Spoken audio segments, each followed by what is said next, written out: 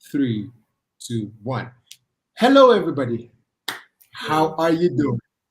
Welcome Fine. to another episode of Bold Talks by Yaftemopa. Thank you so very much, Doctor, for that exciting response. So, we're here again. We're always talking Africa. Yafte always bringing life and bringing the discussion real. No, seated here, your host today is Namno Brown, and I am the lead ambassador for Yaftemopa, and I love doing this. I love talking about Africa. I love, bringing issues to, put it out here. Let's all discuss. Is Africa, is our Africa? I mean, is what we want Africa to be. How do we want Africa to be? What do we see of Africa? And with me today to talk about and discuss on the topic free movement protocol, a tool for promoting and defending human rights of African migrants within Africa. And we all know that it's always towards a borderless Africa. And we have Dr. Buthiana Ben Cridis from Tunisia, and we have Francis Ndegwa from Kenya. I mean, these people are professional. In a short while, I'm going to be, reading their profiles to you. But before then, I just want to let you know that we are live on all our social media platforms. We're live on Facebook, we're live on LinkedIn, we're live on YouTube, and we're live on Twitter. If you want to join us, if you cannot join us here, just hook up, hook on with us on our social media platform. And I mean, let's have a good time. Let's discuss Africa together. So let me just give us a bit about Francis Ndegwa. He's a human rights and governance professional with 11 years experience in diverse human rights fields, a trained advocacy journalist. Francis has spent the last 7 years um, defending human rights defenders since 2021. He is the advocacy lead for Protection International in Africa. In his portfolio, he engages with HRDs, states, and non state actors to advance the right to defend human rights. He is a passionate African determined to see a borderless Africa and a continent where all people can move and settle in any country. Trust me, this is what all Africans should work towards. We have gotten to that point where Africa needs to really integrate, to really get to, where we can all, see the other side of Africa. And also, Dr. Buthiana Ben Cridis is a Tunisian researcher in public international law. I mean, she's not a new face. She's been on our show before. I think so, Doctor. And Yes. she has a master's degree in common law. Before we start, I was asking her, "Are you a lawyer?" I mean, she said, "Oh no, but I'm doing." I'm like, "Man, you're a lawyer already." So, Yes. as as a civil society activist, she has worked on a number of advocacy issues relating to persons with disabilities, as well as advocacy towards better protection and inclusion of refugees, asylum seekers, and migrants in Tunisia. And she has also rather published articles and policy papers in French. So she speaks French and Arabic and and English. Wow, multilingual. So I think English on asylum and migration issues, minority rights, human rights, and international humanitarian law. So in 2019, she joined the Global Academic Network researching on the objectives of the Global Compact on Refugees and Forced Displacement issues. We're going to be talking about a lot of this today. And since February 2021, she has been a COI expert for Tunisia for the Rights in Exile (RIE) program at Amare International.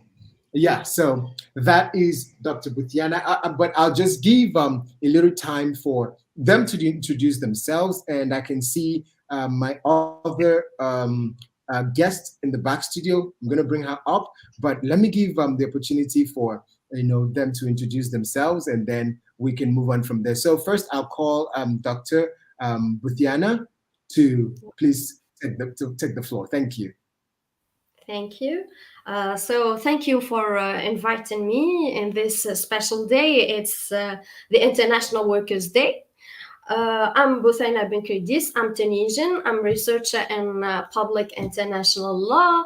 I worked as my professional experience. I worked on, especially on the protection of refugees and migrants and their inclusion in Tunisia. I wrote different articles, especially in English, but I had some articles in French and Arabic on different fields like minority rights, human rights, international humanitarian law.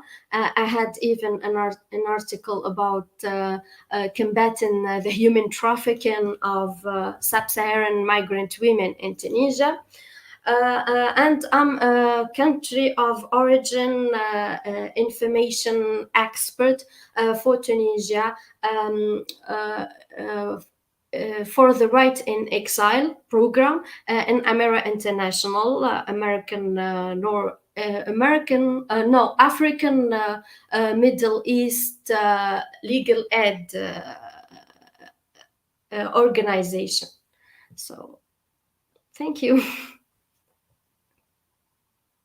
Thank you so very much, Doctor. Thank you. That was a very lengthy profile, and I love it. I love it. When people put in work to do, we need to, sing about it. It's very, very important. And the next will be Mr. Francis Ndegwa. And please, you have the mic. Thank you. Great. Thank you, Brown. And I'm laughing because for the doctor, and it's very hard to describe yourself, especially when you have done so much and also involved in many fields. So my name is Francis, as he said, and I'm from Kenya in East Africa, and I'm happy to be part of this process. It's 8:37 p.m. here, so I'll be with you until a bit late for us, but I'm happy to participate in this discussion. So as you read, I'm an advocacy journalist, and all my life I've been working human rights, nothing else. And I'm really happy about it, in that we are talking about a continent where everybody and anyone enjoys their rights. But then if we have a right, then you have a responsibility to defend that right because it belongs to you. And that explains what I've been doing in the last 7 years, trying to defend the right to defend human rights, because we all have that right. And I'm happy to be in this panel, in that we are going to discuss about the challenges that we are experiencing, the opportunities that we have, and things that we should work on to improve our human rights records. In that, and the reason why I'm passionate about this is that the African Charter on Human Rights was done and declared and done in Nairobi in 1981. And if we have a charter that defines our rights as Africans, then we need to enjoy those rights equally, despite our differences in terms of language. We are people of different languages, different colors, different religions, which is good because that culture it's what makes us Africans, and that's what makes us unique from any other person. So I'm really looking forward to this discussion, and let's see how it goes. Thank you very much. Thank you so very much, Francis. Thank you. That was awesome. I mean, I'm so excited to have a core human rights activist seated, and also a human rights activist defender here. I mean, it's amazing that you see a lot of things happening. People are scared of even advocating for human rights because of so many dangers that are twinkling around these issues and all of that. Yeah, but so we've got a topic that we're going to be talking about today, and we have our third guest here. I'm talking about Gertrude. Gertrude, are you with us? Yes, I'm Gertrude, are with you with us? you. Can you open your camera? Thank you. We're happy to have you. It's exciting. Oh, okay. Gertrude is from Southern Africa. So I'm not saying South Africa, Southern Africa. Actually, she's in Lesotho. No, Lesotho. Sorry, I think I always get that wrong. I always get that wrong. So I stand corrected. Gertrude is in Lesotho, and okay, so she's been in the field with IOM, working on migration and pushing migrants and all of that. So we have her here, and she's been working in the area of youth as well, etc. So Gertrude, I'll just give you 1 minute to just introduce yourself, and we can take it from there. Thank you.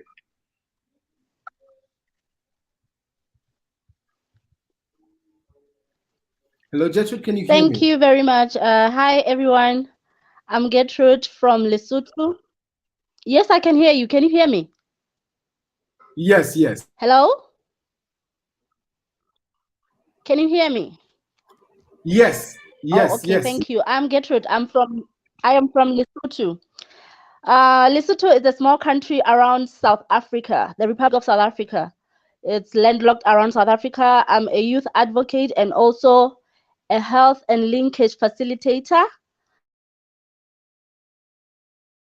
Basotho, who we live in my country to South Africa, since we are a very tiny country. So I'm also happy to be part of the panel here to talk about issues, issues that affect migrants. Thank you. Hello? Yes, we can hear you. Thank you so thank very you very much. much. Thank you for coming on the show. So we will begin, and I'll first of all give 5 minutes to do our opening remarks, and I'll give around the topic. I'll first of all give Dr. Buthiana the floor so she can give us her presentation before we can go into the questions, the Q&A. That's what everybody's always waiting for, because there's always a lot to talk about. And please, this is a conversation. We're here I'm expecting the studio to heat up. I'm expecting the studio to be a bit rowdy today. So if you have conversation, please, if you have comments, check the comment section in wherever you're watching us from, whether Facebook, LinkedIn, YouTube, or Twitter. Drop your comments there with the name of the guest that you're directing the question to, and we will see it. We will read it out, and we'll also put it on the screen for everybody to see, and they will answer. So we got you covered. Yaftemopa has got you covered. So without wasting much more time, I'll just give Dr. Buthiana the floor to take us with her presentation. Thank you. Okay, thank you. My presentation will be about the challenges of movement of persons in Africa from human rights perspective, the Tunisian context. While many countries have ratified the African Continental Free Trade Area Agreement, only few countries have ratified the Free Movement Protocol till now. The reluctance to ratify the Free Movement Protocol in Africa should be scrutinized to understand the barriers to the free movement in Africa and the ways for moving the protocol forward. Nevertheless, focusing on the human rights perspective can be the best way to stress the importance of the free movement of persons in Africa. In addition to the right to free movement, which has been enshrined in Article 12 of the African Charter, the Free Movement Protocol is a tool for promoting and defending other human rights of African migrants within Africa, such as economic and social rights. In this presentation, I will focus on the Tunisian context through determining the challenges to guarantee the rights of sub-Saharan migrants in Tunisia before suggesting some recommendations to remove the barriers of free movement in Africa based on the Tunisian case. So the challenge is to guarantee the rights of sub-Saharan migrants in Tunisia can be divided into two main ideas. The first idea is the incomplete and fragmented legal framework and national migration policies, despite significant efforts to improve the migration governance in Tunisia. The second important idea, is the dilemma of irregular migration, especially for sub-Saharan migrants. So the number of sub-Saharan migrants in Tunisia has been increased since the early 2000s. The transfer of the headquarters of the African Development Bank to Tunis between 2003 and 2014 encouraged the move of employees and their families to Tunisia. Besides, following the situation of instability and humanitarian crisis in Libya and Syria, as well as the political unrest in the sub-Saharan Africa, precisely in Côte d'Ivoire, there has been a change in the profile of migration in Tunisia. Since then, Tunisia has refugees and asylum seekers around 9,500, mostly from Côte d'Ivoire and Syria, and non-status asylum seekers. It is estimated that Tunisia hosts approximately 58,990 migrants, including 21,466 sub-Saharan migrants, according to the National Institute of Statistics and the National Observatory for Migration in their survey of 2021. In the aftermath of the Tunisian revolution, there have been significant efforts to improve the migration governance in Tunisia.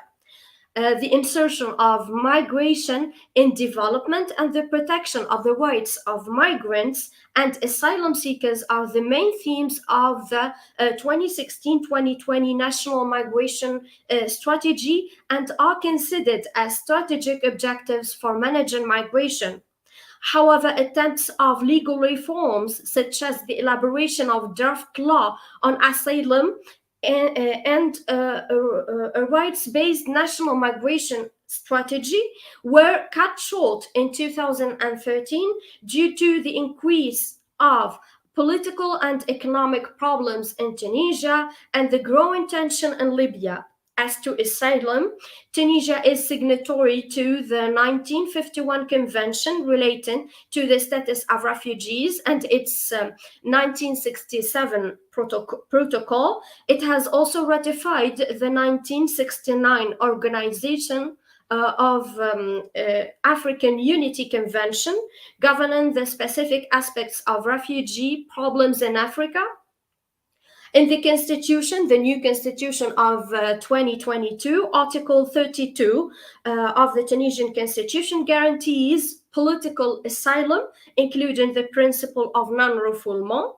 Moreover, thanks to the efforts of international organizations and national civil society organizations in collaboration with governmental actors, there is a better protection for refugee rights in Tunisia, especially through facilitating the procedures of their social and economic inclusion and providing them with more services such as legal assistance, social security, and health insurance. In June 2020, the first Sudanese refugee obtained a card of Social Security after being registered within the National Social Security Fund. We have other laws showing the legislative progress, like, for example, the 2016 Organic Law Preventing and Combating Trafficking in Persons, and this law contains preventing measures for human trafficking of victims, including sub-Saharan irregular migrants.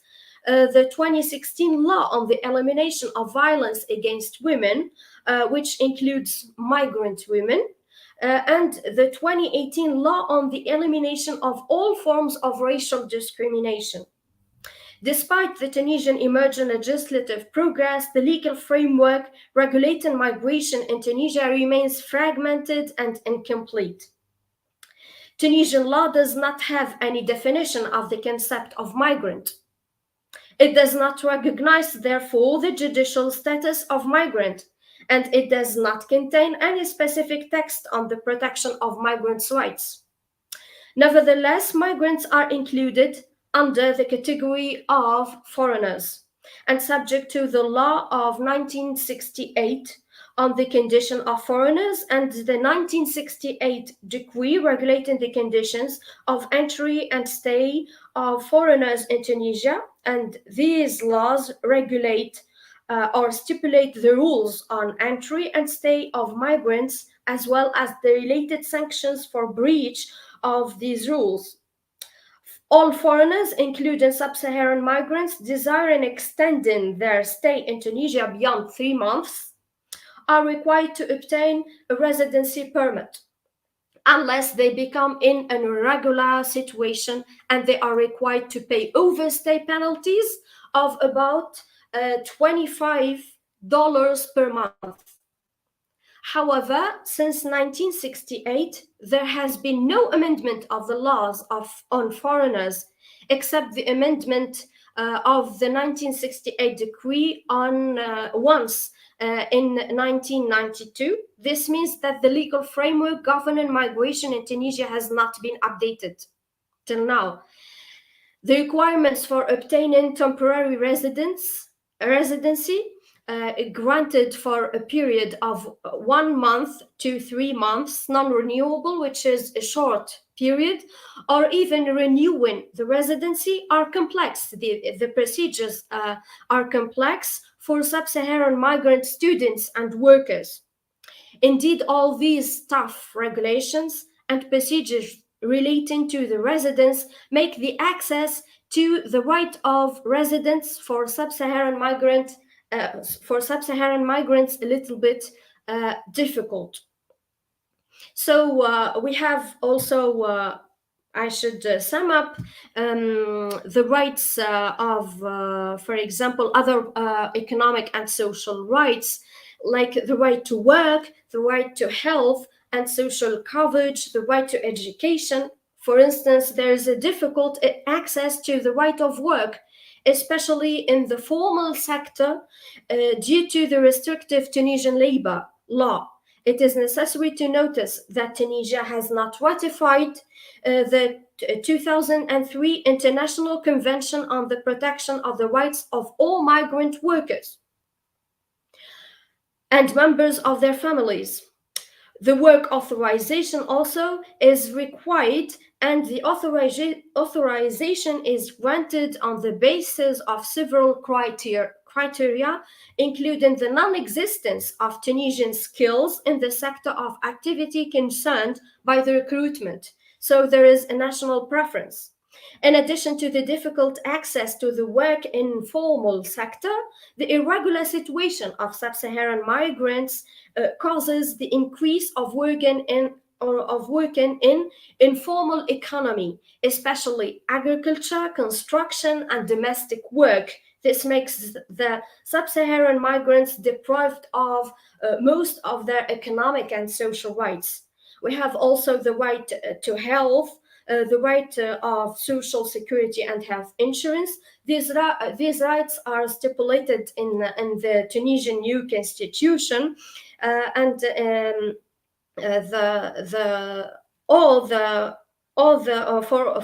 for every human being, and all regular migrants and refugees, including sub-Saharan migrants, can enjoy these rights. For example, for students, for the workers, but even though there is even though refugees can enjoy the social security and health insurance rights, these rights are difficult or for other asylum seekers and irregular migrants, especially irregular sub-Saharan migrants. We have also the right to education guaranteed for in the constitution for all citizens and non-citizens, including the migrants and refugees. But we have also the right of children to education. It is guaranteed even in the constitution. All children in the constitution and in the child protection code, the Tunisian child protection code. But there is a big problem for the registration, about the registration for the children of irregular migrants and asylum seekers. Here, I would like to shed the light on a dangerous phenomenon related to migration, and it becomes a big dilemma. In the Tunisian case, it is the problem of irregular migration, and it is, as it is mentioned above, irregular migrants are deprived of most of economic and social rights. Besides, irregular sub-Saharan migrants are the most vulnerable to the crime of human trafficking. According to the National Institute of Statistics and the National Observatory for Migration, in a survey done between 2020 and 2021, the numbers of African nationals, principally from sub-Saharan Africa, excluding Maghreb countries, is 21,466. It's about 36.4% of the Tunisian population. Most of them are Ivorian, followed by nationals from Congo, Guinea, and Mali. This excludes the number of irregular sub-Saharan migrants. According to the report established by Reach and Mercy Corps in 2018, more than 10,000 sub-Saharan irregular migrants estimated to live in Tunisia. However, no reliable and official up-to-date statistics about irregular sub-Saharan migrants are available, and this is a big problem. Indeed, the irregular migration represents a factor of fragility, especially that almost 99% of the cases of migrants victims of human trafficking are irregular migrants.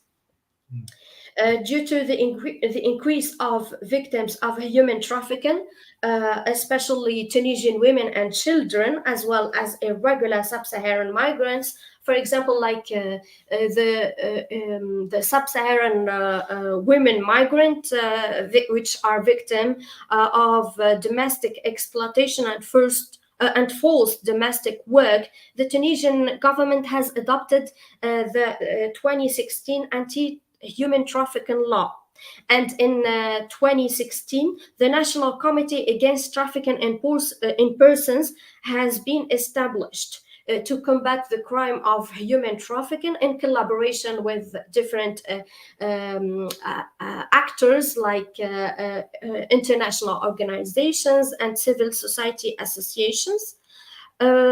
Based on numerous testimonies and interviews with sub-Saharan migrants and as victims of human trafficking, we can deduce the existence of a transnational active and organized network of human trafficking between Côte d'Ivoire and Tunisia. Doctors of the World confirm this idea by affirming that around 95% of the victims of human trafficking are Ivorian.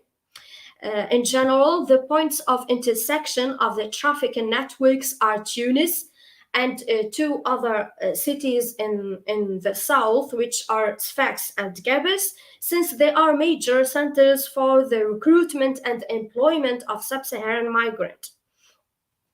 Tunisia followed or follows a national strategy to combat human trafficking, but when functioning in collaboration with different partners, the National Committee faces numerous obstacles and problems, such as the absence of information about the intermediary the intermediary. There is also the problem of security of Tunisia, especially when it is a question of investigating the cases of human trafficking allegedly executed in Libya. In the majority of these cases, it is difficult to collaborate with the Libyan parties and to verify the information, or what can be the sources of information in Libya and the evidence of the existence of human trafficking. So finding themselves unable to pay penalties for their irregular situation, unable to go to Europe and unable to return to their countries, many irregular sub-Saharan migrants are obliged to work in Tunisia in bad conditions without settling their administrative situation. We notice these last years the increase of sit-ins of sub-Saharan asylum seekers and refugees in front of UNHCR office in Tunisia, calling for their resettlement, refusing the inclusion in the Tunisian society, and considering Tunisia as a country of transit and not a country of destination. So the impact of irregular migration, the impacts of irregular migration are particularly acute in light of the intensification of the current economic and social crisis in Tunisia. All the aforementioned factors make the management of irregular migration difficult. The tension has been relatively increased, especially after the statement of President Said on the 21st of February, targeting irregular migrants and considering irregular migration as a dangerous phenomenon, threatening the peace and security of the country. This statement was criticized by some local organizations, as well as activists and international and regional associations.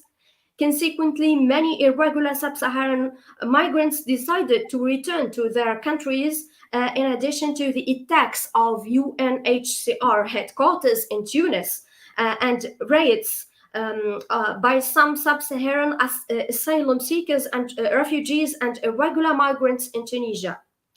In an attempt to reduce the tension and refusing the accusations of the dissemination of hate speech and on sub-Saharan migrants, the Tunisian Minister of Foreign Affairs affirms in different press conferences and interviews that the measures taken by the Tunisian authorities are to combat irregular migration in conformity with Tunisian laws and regulations.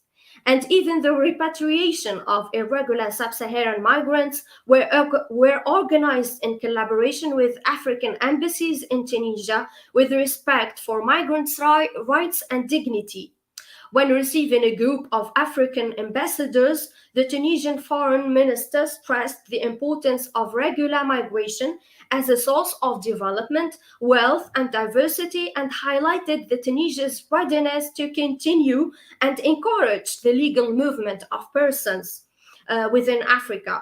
He also affirmed the commitment of the Tunisian authorities to protect foreigners of all nationalities and to address the phenomenon of irregular migration and the related crime of human trafficking within the framework of Tunisian legislation and international and African treaties without stigmatization. On the 25th of February, the African Union issued a statement condemning the Tunisia's president's statement on migration. This African Union statement was rejected by the Tunisia's foreign ministry, saying it contains, I quote, baseless terms and accusations and was built on, I quote, a misunderstanding of positions of the Tunisian authorities. Besides Ryan Hostin, the ECOWAS chairman, the Tunisian president denied racism accusations against sub-Saharan migrants.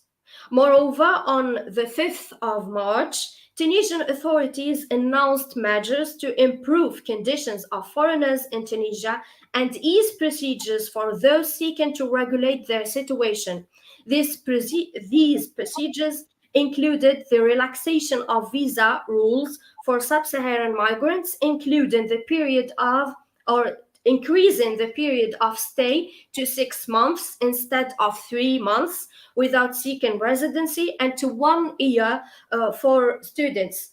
In my opinion, it is not a question of racism and hate speech by Tunisian authorities against sub-Saharan migrants, since we belong to the African continent, and reality shows the existence of numerous sub-Saharan students and workers in Tunisia and vice versa.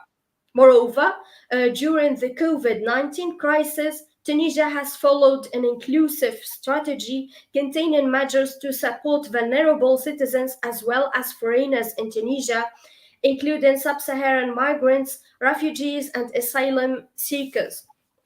All the procedures included are the exceptional circumstances include the refugees, asylum seekers, and even migrants. This can be added to the solidarity of the Tunisian citizens with vulnerable sub-Saharan migrants, asylum seekers, and refugees during the COVID-19 crisis, and even in 2011 when large flows of persons, including sub-Saharan persons, came from Libya. However, I do think that the real problem is irregular migration, which is becoming as a ticking time bomb. To combat this phenomenon, it is necessary to review the Tunisian management of migration. A good governance of migration requires the collaboration of different stakeholders, such as decision makers, international organizations, regional partners, and civil society organizations. If you want, I put the recommendations in the debate, or I suggest some recommendations now, as you like. So, Doctor, I was going to say, do we have this in a soft copy? Because we would like to put it also on this. This is a very good packaged research, and would like to put it on our website for a lot of people to read, because this is very, very necessary. I mean, the details are amazing, and I mean, we want to look at this, and a lot of people probably would want to read this and also reference this in whatever work they are doing. And thank you so much for that awesome. After this show, I will share it with you. Great. Thank you so very much. Thank you. Okay. So I would just want to give Mr. Francis just a few minutes to make his entry points, and then we can take it up from there. Thank you. Okay, hello, Mr. Francis, can you hear me? Yes. Yeah, can you hear me? Okay. Yes. Thank you for this, and it's good that we allowed Doctor to go first. She has covered most of the bits of what we are talking about today. For me, I will focus on a few things, and I'll talk about the major human rights challenges we are having currently in Africa. And I'll try to relate this within the free movement of persons, because Africa is an interesting continent in that we have what it takes to make it a good continent for all of us, but also we are doing things that I don't think as a person that will help all of us to move together as a unit. So I'll talk about a few challenges, and I'll talk about the main ones affecting the asylum seekers and in various countries. And in this, I'll talk about the people I work with, human rights defenders and journalists in exile, because these are some of the people that I have worked with before. And some of the challenges that I've seen them face is what we called deportation. That is returning asylum seekers and HRDs back to the countries of violations. So I'm talking about this in various countries. I don't want to mention countries for fear of reprisal to myself I have to put that clear, because we have received cases within various sectors of people who have been forcibly returned to the countries that they were running from. And these are people who have been targeted because of the human rights work that they have been doing. So this means you are not, they're not enjoying the right to be able to seek asylum in any other African state. And as it was mentioned earlier, that 5 ons since this free movement protocol was established, very few countries have ratified this law. It's like 4, if not 5 countries. Mind you, when this law was being passed, it was 30 countries who were sitting on that table. So it feels sad that you cannot enjoy the protection also given by the Universal Declaration on Human Rights.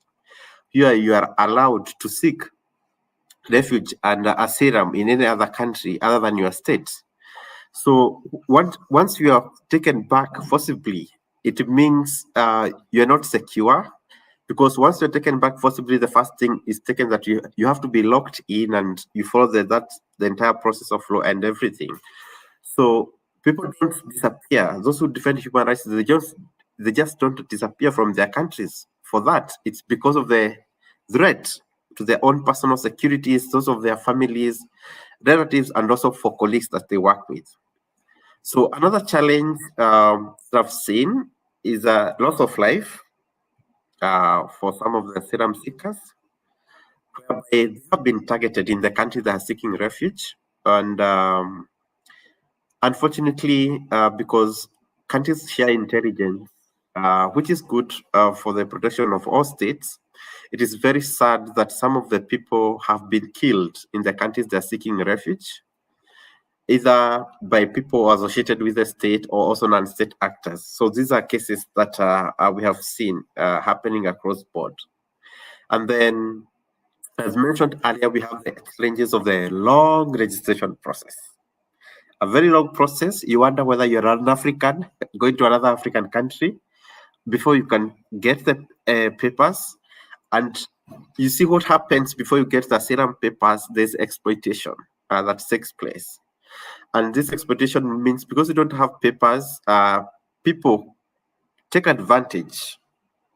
In terms of you, when you are seeking like to get some money to keep you going, and you're seeking to do some work for people, they exploit you because you don't have the paper. So in terms of the payments that you receive, also in terms of treatment that you get, it's totally different from someone who has all the papers within what they're working in. So these challenges are all associated with the fact that in Africa, we are having an issue whereby taking human rights as part of development is a challenge, because human rights is not a standalone part of development. Human rights is part of development for any nation or for any state. So lack of human rights-based approach in terms of in development of laws, policies, directives, and also in terms of implementing what the international law within the countries has given the asylum seekers a very disadvantaged position in some of these countries, because if the locals cannot enjoy the rights that they have been given, then who are you to enjoy the rights as a foreigner? But then that kills the spirit of the Universal Declaration on Human Rights, that requires that once you move to another country, you continue enjoying your human rights, because you enjoy the rights because you're a human being. And we start from there. So the other things are just side shows, and that your enjoyment of human rights should always be the responsibility, or should be put at the forefront of any other kind of treatment or you're talking about. So the other issue is the fact that we have the multinational companies which are not necessarily regulated from Africa or regulated from the countries of origin. And these, when they come to give job opportunities to various people, especially the asylum seekers, still facing the same challenge in terms of different wages, long working hours, and such other things. So that is something that we should work on. And with this things and with institutions, as a continent with institutions that we should be working, then which are these two institutions that we should take care of? Because these are institutions that are facing major challenges in terms of implementing decisions, resolutions, and the advisories that they're giving. We have the African Court on Human Rights and on Human and People's Rights that has been giving very progressive and giving a good interpretation of the African Charter on Human Rights. But then what happens to its decisions? It's the implementation of the decisions of the courts is either not done, or if it's done, the implementation takes place very slowly, takes a very long time.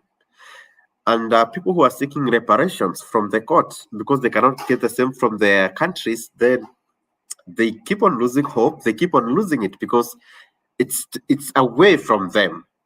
So, and then other than that, we also have the African Commission on Human and People's Rights, another institution where we are supposed to take our grievances as people's, as African citizens or people within Africa. So, the African Commission has also been making resolutions. And then when we're doing the Africa peer review mechanisms, recommendations being given to various states on protection of asylum seekers.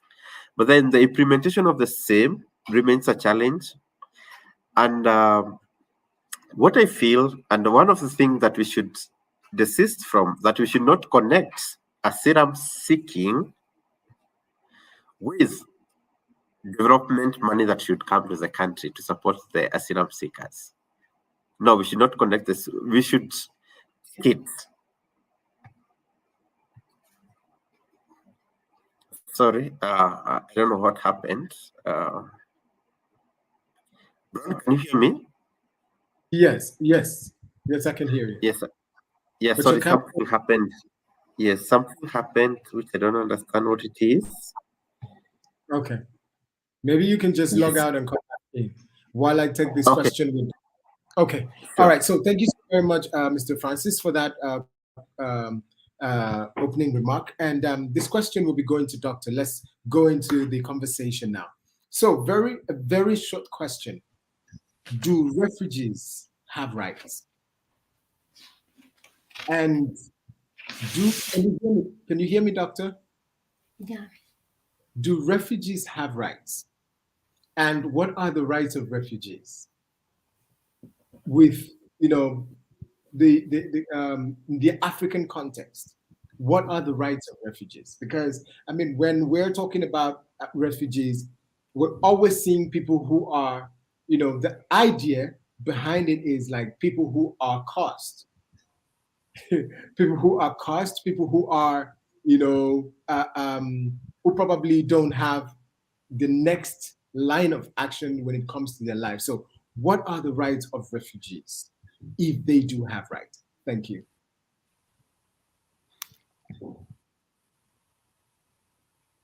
Can you hear me, Doctor? Yeah, the question is for me. Of course, refugees have rights, Awesome.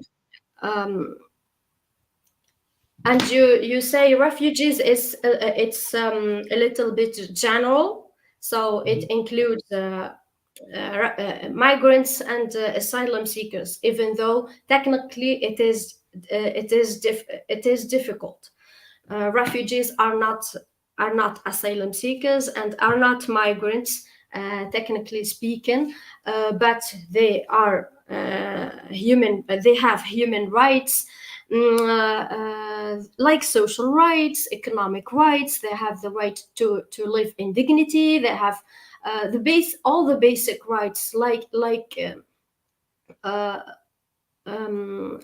other the citizens of the country in which they live. They have the right to work. They have the right to health. They have the right to social security. They have the right to education. Their children should be educated in the schools and even in the universities. But the problem is how to guarantee these rights. In general, they have all these rights, but when regulating these rights, it's a little bit difficult because every state has each laws and each legal framework, legislations. When you have restrictive policies, it is difficult for these categories to enjoy their rights. For example, in Tunisia, I tried to describe you the situation.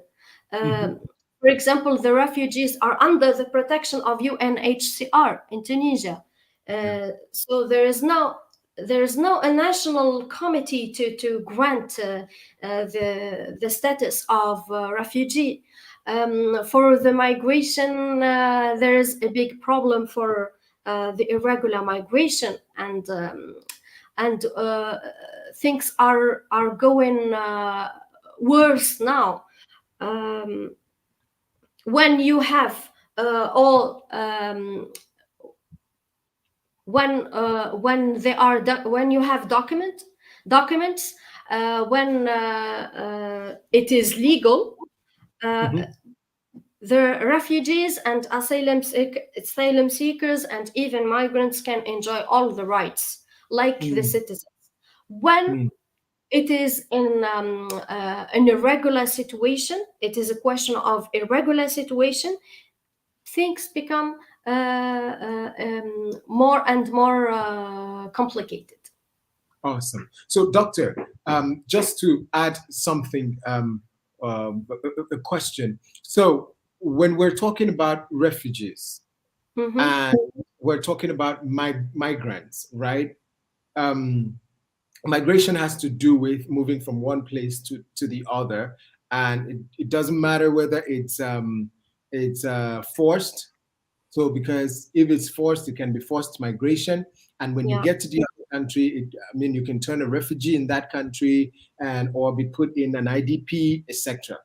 Now, with the free movement protocol, do you think that such migrants, forced migrants, refugees, and IDPs have hope for a better life, better treatment, better phase if such should happen? Because I keep telling people, I said, someone else can be a forced migrant today or refugee today. It could be your turn tomorrow. That's the thing. So when we're acting, we need to, because here in Nigeria, we see a lot of them, we see refugees come in, and when people kind of point fingers and all of that stigmatization.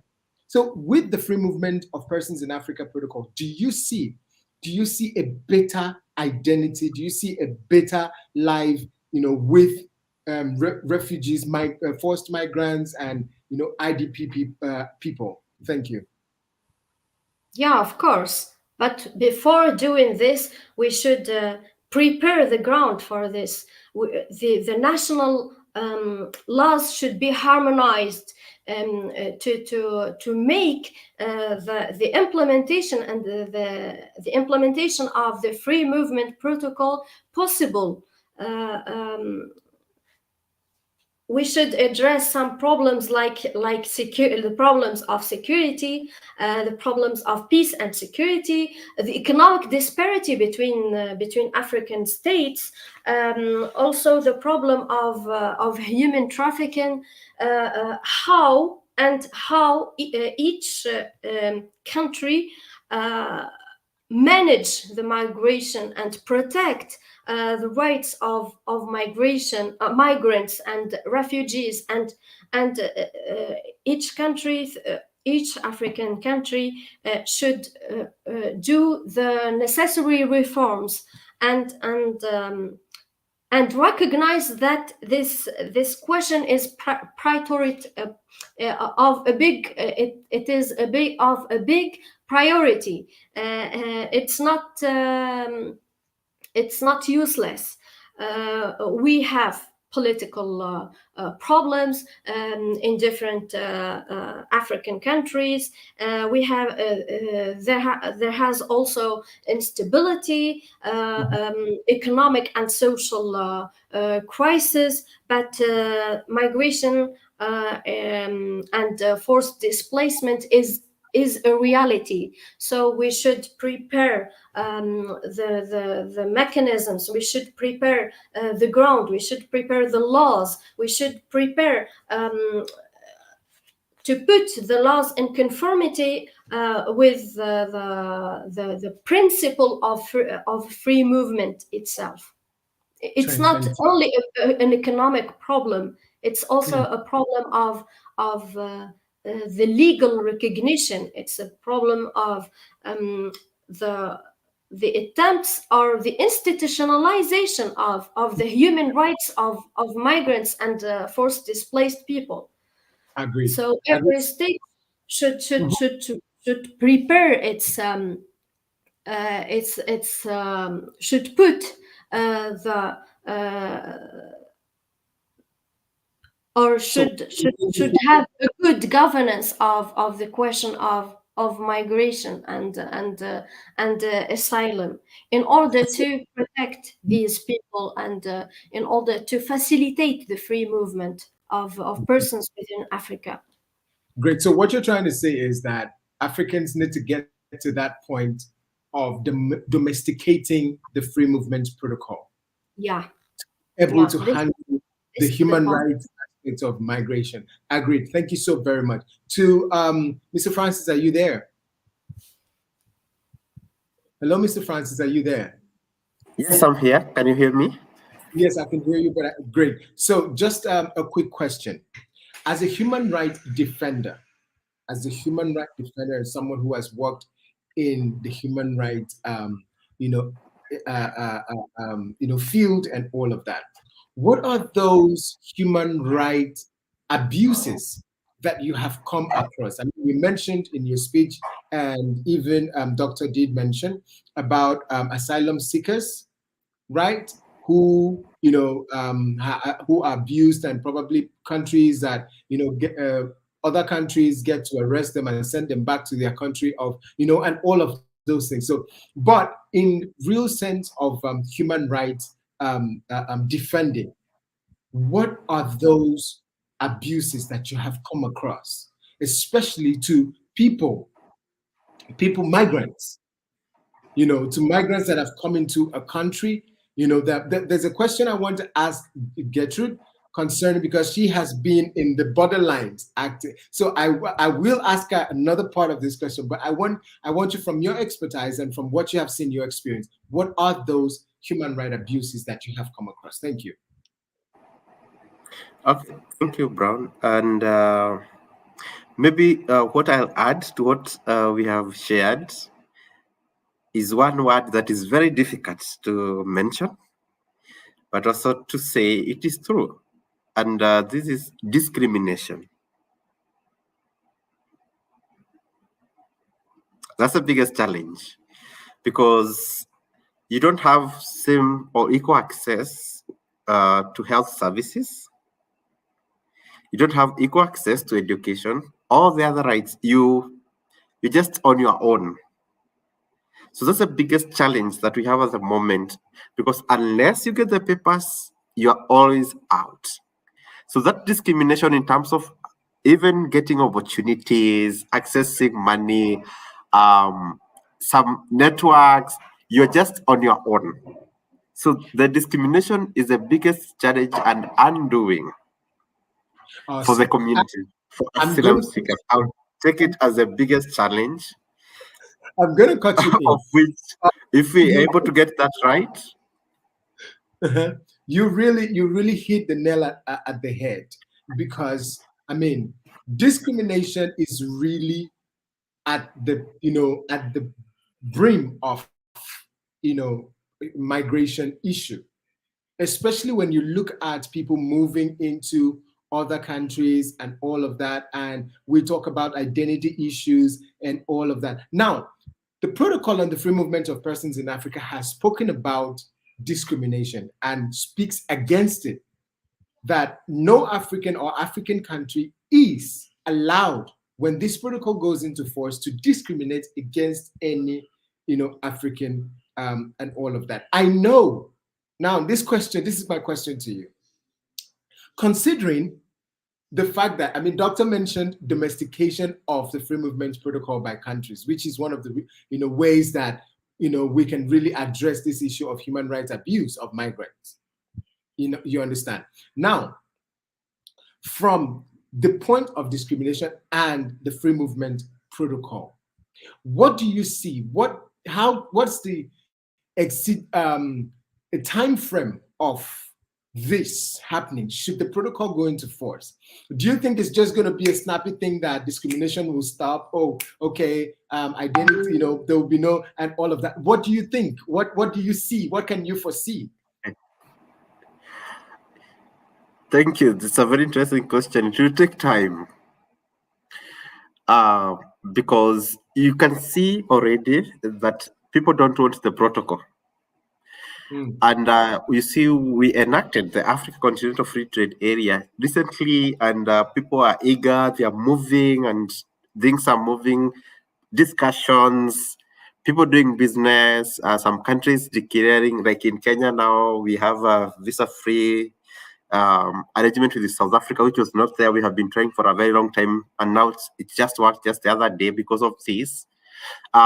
So what I would say is that it will take time.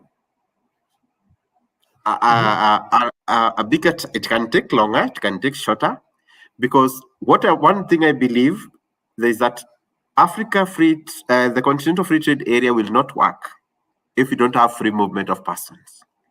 And that's why we had the protocol on free movement of persons coming way before the Africa Free Trade Area. So I feel it will take time because it's a matter of being accepted. But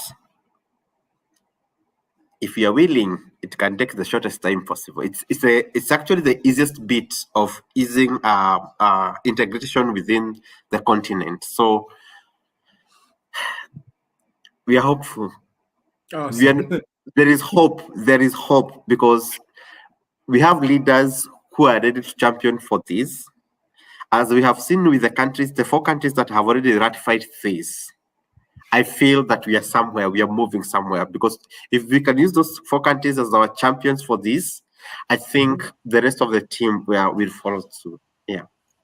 So on a second thought, I'm thinking that advocates, we need to raise a lot of noises around this, especially everyone working in the area of human rights need to join voices to promote the free movement protocol and see its speedy ratification and going into force.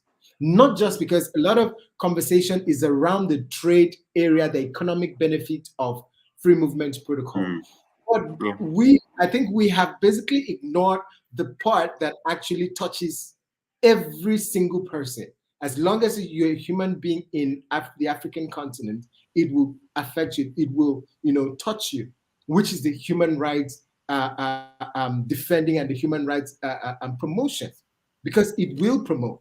If the protocol says this is what this should be done in this case, then it is what is going to happen should it go into force. I am tempted to go into the comment section because I think this question is very exciting as well. And this conversation is already going so excitingly. The question is from Joel Ndogu. I hope I pronounced it well, Joel. And it's for Dr. Buthiana. So he says, very good discussion there. My name is Joel Ndogu from Kenya. My question to Dr. Buthiana is, Tunisia is a signatory of the Fundamental Refugee Conventions and Protocols. Does it really have a domestic legal frameworks on refugees, asylum seekers, and returnees, basing the fact that the current framework fails to provide a sufficient response to challenges of asylum rights, access to work, and other rights as per the convention. As per the convention. Thank you. Now, the protocol, before you answer the question, the protocol actually provides for workers in the African continent. The protocol talks about, the rights of, people moving to work in a different country and all of that. But please go ahead. I just wanted to bring that to bear so you can go ahead and answer the question. Thank you. So I think I answered the question, but I will answer it again. Yes. Even though Tunisia is signatory of the International Convention on the Rights of Refugees, it does not have any domestic law concerning the status of refugees in Tunisia, and this is a real problem. Also, there is no specific strategy, national strategy to govern migration.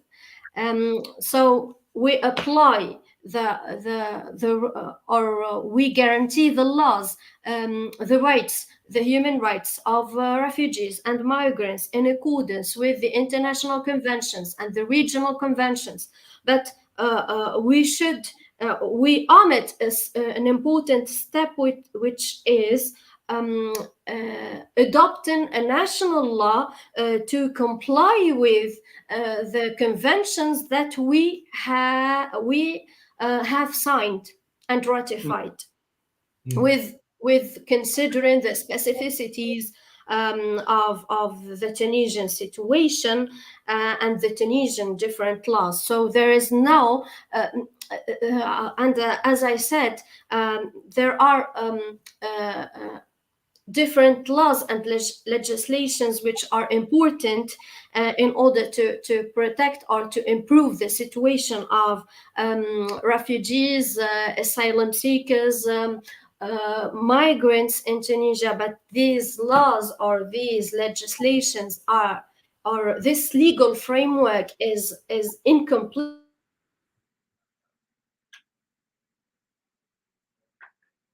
Okay, I think we lost Doctor there. Doctor, can you hear me? Okay, so while Doctor tries to get back, I just want to throw a question to Gertrude. Gertrude, are you there? Can you hear me? Yes, I can Gertrude, you're hear muted. you. Great. So I just want to ask you a quick question. You have been in the borderlines working between Lesotho and South Africa, and you've seen the real, I should call it maybe the real experience. You have the real experience of border crossing of migrants and all of that. Now, my question is, what are those experiences like? What are those human rights abuses that you experience, migrants' human rights abuses that you experience around the borderlines? Thank you, Brown. The worst experiences that the migrants come across are they are being caught by the border management, then they'll be sent to jail. Some of them, their traveling documents, passports, they'll be destroyed. Moreover, they are being held. They are being held and taken to jail for. They are detained for 90 days. Then, if you don't have a work permit, because while traveling from Lesotho to South Africa, they're only given 30 days. So you find that most of the migrants, most of them are going to work, and they don't have access to work permits. So if you overstay in South Africa, that's where they will catch you, detain you, and destroy your traveling passport. So Gertrude, just a quick one, because these are very serious issues. Yes. Now, are these migrants? Because when we talk about about migrants, we can be talking about irregular migrants. And I mean, basically, there must be irregular migrants for that to happen. But when you talk about irregular migrants and when you're talking about and you talk about passports, their traveling documents being, taken from them, it kind of wants to show that these people are not irregular migrants in the real sense of irregular migration. Now, another question is, are they caught with, things that are not supposed to, maybe like illegal stuffs, let's say drugs, let's say human trafficking, etc., and all of that? Are they doing any of these things for them to be jailed, or is it just the fact that they are crossing into other countries? Thank you, Brown. No, most of them, they'll be leaving for job opportunities. They are not traveling with illegal stuff. Just that I don't know if you guys have heard about xenophobia in South Africa. So they're experiencing such issues whereby they don't want Basotho to work in there because they feel that they are taking jobs away from them. So just to ask again, can you hear me, Gertrude? Gertrude, can you hear me? Now, Francis, let me come to you. You have heard what Gertrude have said. Does this happen? Does this happen around East Africa? You are in East Africa and you have been working around this do you experience some of these things?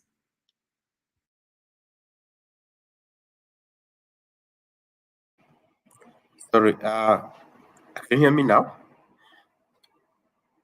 Yes, I can hear you. Please go ahead. We have a few challenges, but not to that extent, because East Africa has been very hospitable. And in this, I have two countries, that is Uganda and Tanzania, because we had Kenya hosting the largest number of refugees at a certain time, but now Uganda is hosting the largest number. Because for us, we are hosting refugees from Somalia mostly, and other East African countries, and now we have Uganda hosting a very huge number of refugees, especially from South Sudan and DRC and other countries.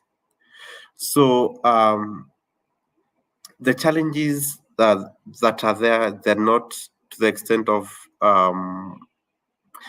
xenophobic kind of, not necessarily. And but the issue of documentation remains. Yeah. Exactly. Go ahead. Yes, so the issue of documentation remains the challenge. The long registration process that delays the papers.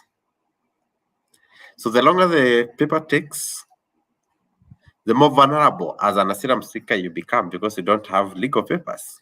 So that means even if someone caught you just walking around the streets, they can ask you, who are you? Because they know you are a foreigner.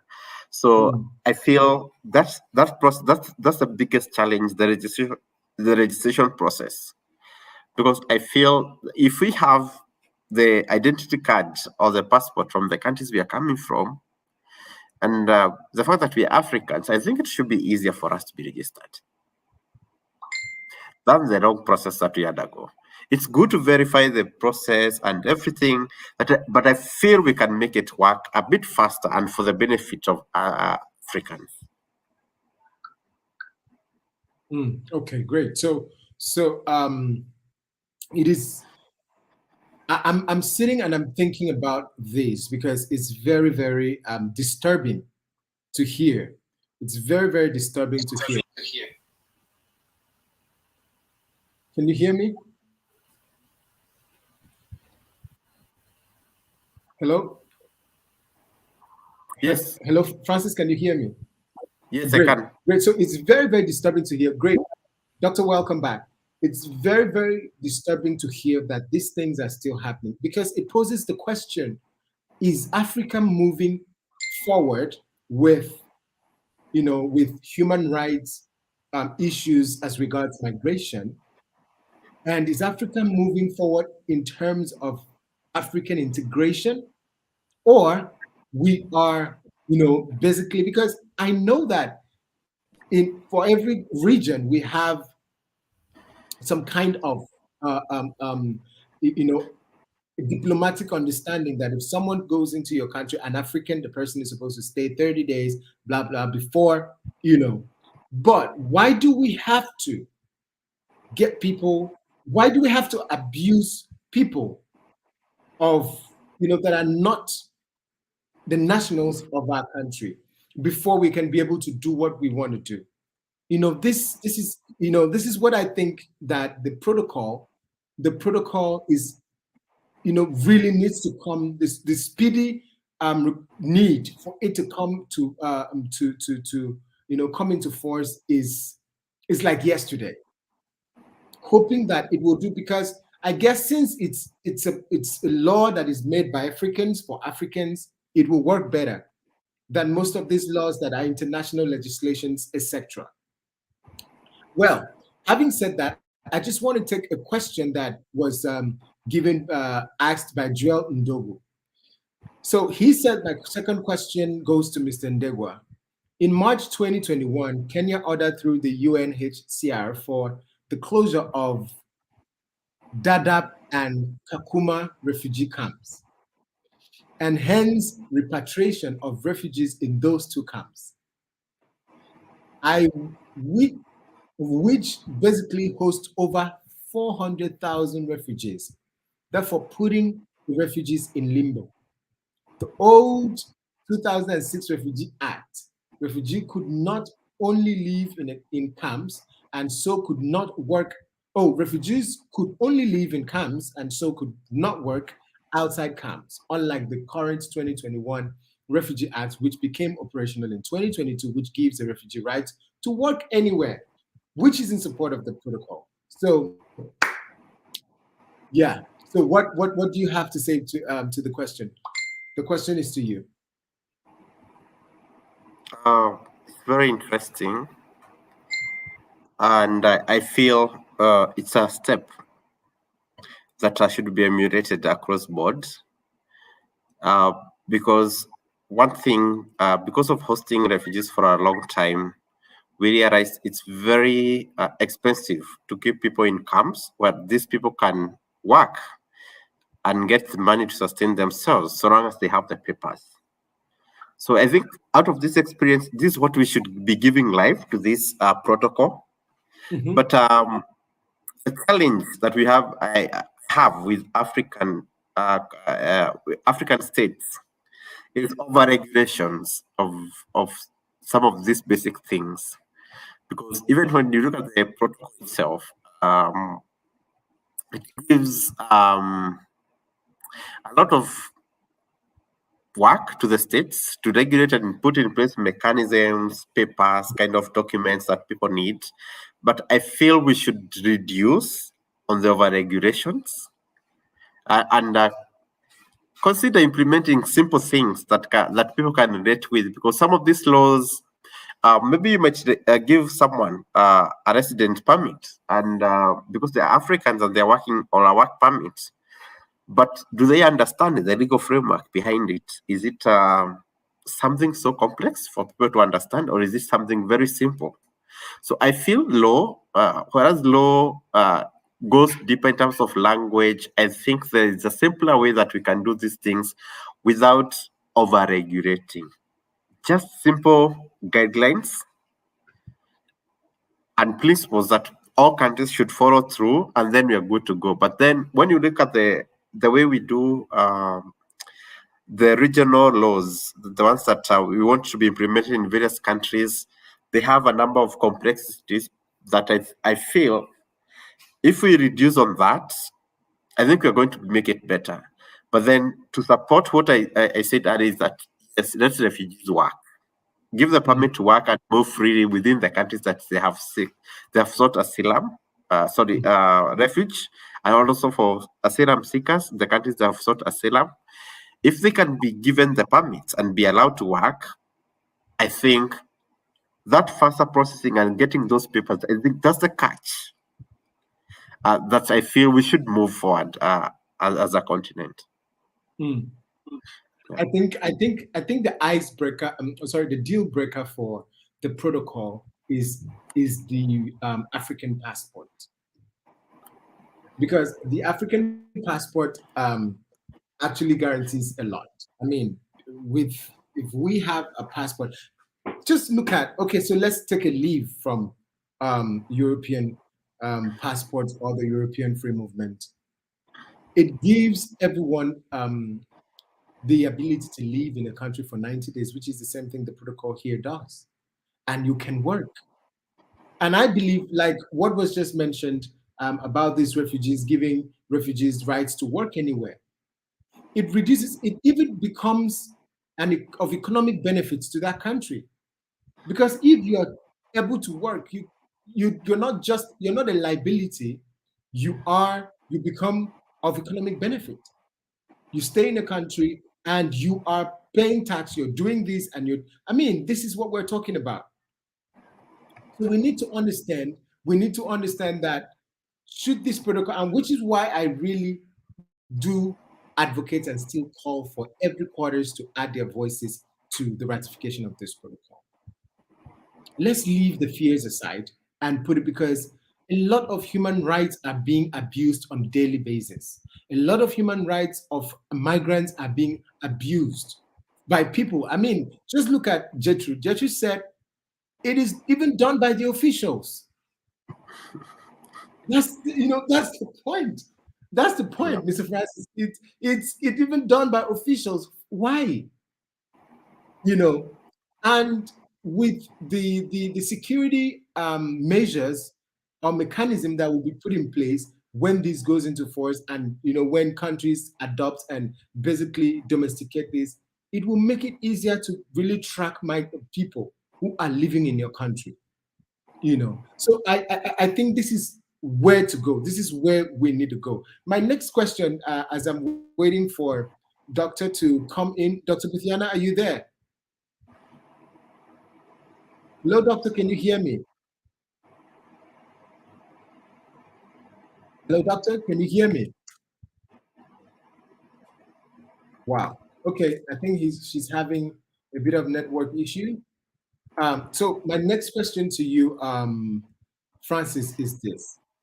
As a human rights activist, what is the next step? What do you think should be the next step to get African countries? Because now it's about countries. It's about our government ratifying this protocol and moving it to the next level and it going into force. What is the next step? Considering the fact that we have 32 signatories and then 4 ratifications, what should we do? What are the people? What is the next step? What comes to your mind, in making this happen rather? Thank you, Brown. And for me, it's simple. Let's ratify this law. Let's implement this, because this is the future of the continent. Because with free movement of persons, we achieve so much with it. Because other than trade that will benefit all of us, there's an exchange of culture, which is very good for us to be able to appreciate each other. There's an exchange of knowledge, because now people with free movement, you can easily access education within any state. That means as a researcher, as a student, you can easily move from one place to another doing this. So there's that exchange of knowledge, which is good for the growth of the continent.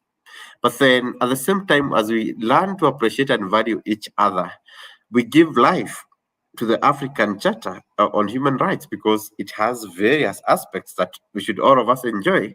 That means if you're able to relate with each other and meet each other, we can be able to advocate for these rights, all of us together, because it's our rights as Africans. So if with ratification of this and the free movement is implemented, countries sign decrees or develop regulations for each country on how this is going to be implemented. If this can be done the fastest possible, I think it gives us life. It gives us a chance to enjoy the African Charter on Human Rights, because now all of us, we are in a position we can easily connect. That means if I am defending the environment here, and someone tells me, hey, you're interfering with my business, I don't want you to defend the environment, and I feel that I'm threatened, then I can easily move to Nigeria and I can continue with my human rights work. I can go and connect with my colleagues there without any fear of reprisal. So the current thing, the way it is now, the biggest fear for us activists is the fear of reprisal. That means if I'm targeted here and I'm going to this country, I can easily be targeted also in that country. So there's no need of me going to another African country. I would rather go to another country, country location out of Africa, which is not good. It's not. We should have, although we already have that some countries in Africa which are safe havens for others, but then I feel we should do better. Thank you. Thank you so very much, Francis. I think that our other guests have been really affected by network and all of that. Oh, Doctor is here. Hi. Welcome, Doctor. Welcome, Sorry, Doctor. I have a problem. Sorry, I have a problem with my laptop. I opened it again and I can't reach you with the phone. So true. Thank you so very much for coming back. We were talking about what we think should be done in this case, because we have identified a lot of benefits aside the economic benefits of the protocol, also the benefit of promoting and defending human rights of migrants within Africa, which is very, very important. So I want to ask you a quick one before as we draw the curtains. I want to ask Doctor, when you hear free movement of persons protocol, and and the human rights as regards human rights, it comes to your mind. What really comes to your mind? What is the next thing you think should be done to the protocol to be able to come to life? We want the protocol to come to life. We want the protocol to be felt. We want to experience it. We want to hear it. We want to feel it. We want to work with it. So my question is, what comes to your mind? What do you think is the next step? What should Africans do? What should African leaders do? Or maybe I should put it like this: what should Africans do to their leaders for them to be able to sign and ratify this protocol? Well, some of them have signed, 32, but what should the people do to be able to get their leaders to ratify this protocol so we can, have an integrated Africa? Thank you. So,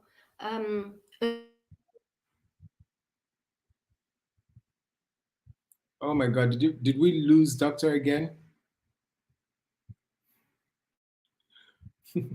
I think we lost Doctor again. Doctor, are you there?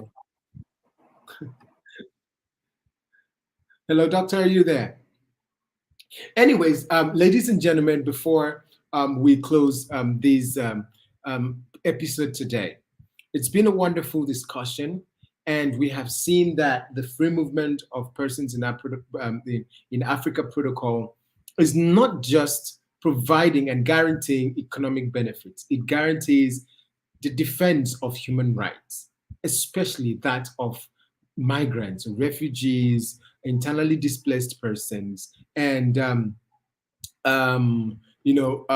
other. I'm trying to remember. There's this one that you mentioned that it keeps ringing in my mind, and then it goes away when it has to do with reprisal and all of that. The identity of those sectors of people. We have to get to that point where Africa is so integrated that when something happens, we can have a safe haven elsewhere. And we don't have to deal with the visa, and we don't have to deal with this, deal with that. Something can happen in Nigeria, I can run to Kenya. Something can happen in Nigeria, I can run to Tunisia. Something can happen to you in Nigeria, and you can run to Lesotho. But the point is, we need Africa to be more integrated and all of that. So at this point, I just want to give Francis, to say his last words, and then we can bring this to a close. Thank you, Brown, and this thank everyone who has stand up for this.